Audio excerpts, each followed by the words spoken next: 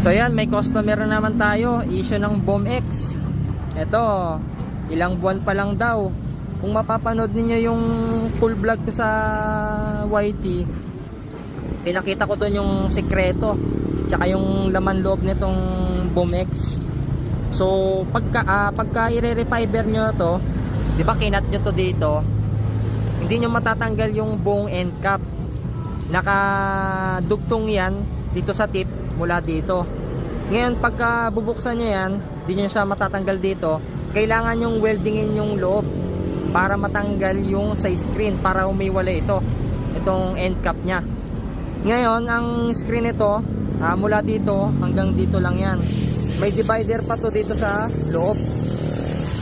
Kaya humingi ako ng authorization sa customer nun kung pwede natin sirain, kasi hindi siya talaga matatanggal, nakapix siya.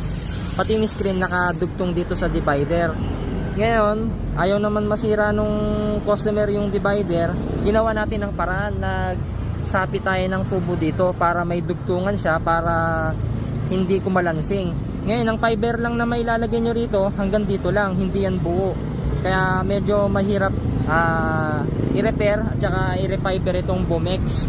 So sa mga naka BOMX dyan, 1 to 2 months old, kakalansing na yung pipe ninyo mga ka-alpha, mga ka-muffler. So sana nabigyan ko kayo ng idea at panoorin nyo na lang yung video natin sa YouTube. So makikita nyo na dyan yung vlog natin mga ka-alpha, mga ka-muffler. Eto, okay na po yung BOMX. Ayan, maraming salamat po sa BOMX. Dahil sa inyo may customer kami. Boss, sound check mo na boss. Ayan, okay na.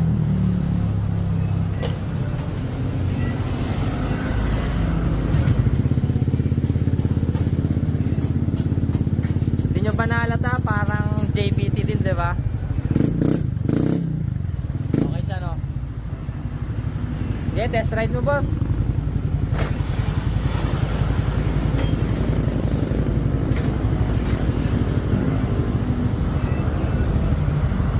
Kung anong tunog.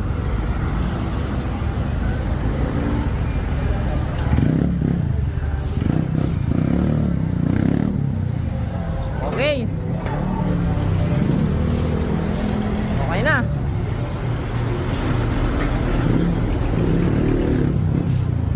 Wala na, okay na. Okay ka na dyan. Yeah. Thank you BOMX. So yun lang, sana nagkaroon kayo ng idea and tips